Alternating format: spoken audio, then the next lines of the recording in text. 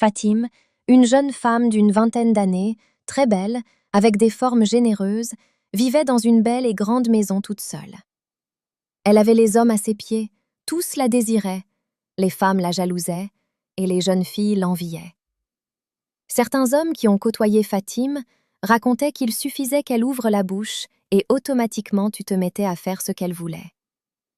Chaque soir, on voyait entrer un homme différent dans la maison de Fatim. Tout le monde était intimidé, mais personne n'osait en parler.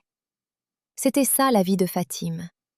Puis un soir, lors de ses balades, elle fit la rencontre de Thierry. Coup de foudre immédiat. Ils passèrent la nuit ensemble. Le lendemain matin, Thierry apporta le petit déjeuner au lit. Il lui fit un bisou sur le front, puis rentra chez lui. Ils continuèrent à se voir, devenant de plus en plus proches et amoureux. Une nuit, pendant que les deux tourtereaux discutaient, Thierry proposa à Fatim de s'installer ensemble. Fatim sourit et acquiesça de la tête, mais elle était gênée, elle avait peur. Après 2 semaines, elle proposa à Thierry de venir s'installer chez elle, chose qu'il fit. Cette même nuit, il fit un cauchemar. Il se réveilla totalement bouleversé.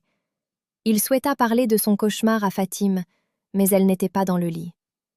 Il se mit à la chercher dans toute la maison sans la trouver.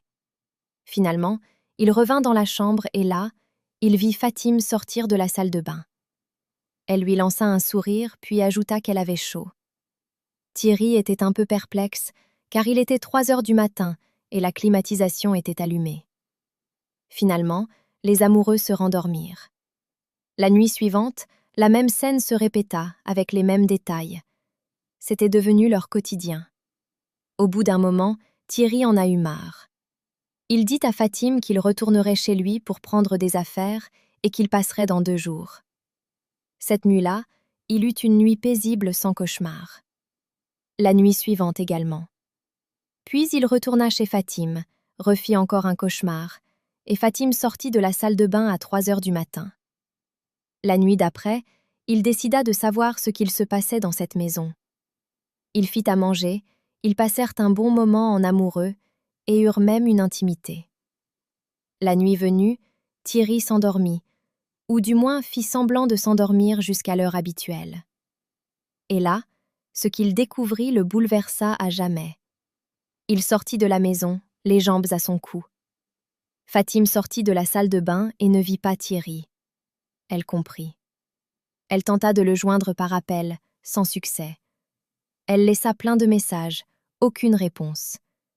Fatim s'effondra au sol en sanglots et retira son collier qu'elle portait tous les jours.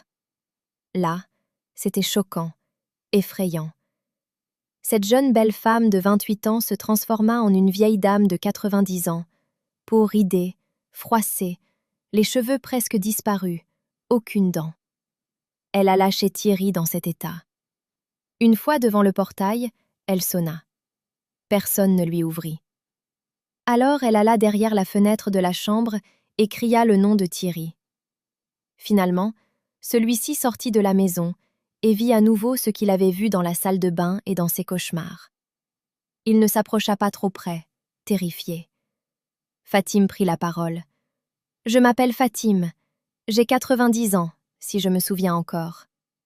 Il y a 62 ans, j'ai fait un accident dans lequel j'aurais dû perdre la vie, mais un vieil homme m'a mis ce collier au cou. Quand j'ai ouvert les yeux, je n'avais plus aucune blessure, plus de douleur. J'étais transformée, devenue encore plus belle. Quand je suis rentrée chez moi, j'ai retiré le collier et j'ai revu mon état d'origine. Avec le temps, ma peau a commencé à sécher et j'avais besoin d'eau à cette heure précise. Maintenant tu sais tout, tu m'as démasquée. » Elle laissa le collier au sol et partit. Thierry resta debout là, terrifié. Le lendemain matin, quelqu'un retrouva une vieille dame sans vie dans une maison inachevée. Thierry comprit. Il savait que c'était Fatim. Depuis ce jour, Thierry se méfie des femmes. Il ne veut aucune relation, même pas une amie. Il est encore traumatisé.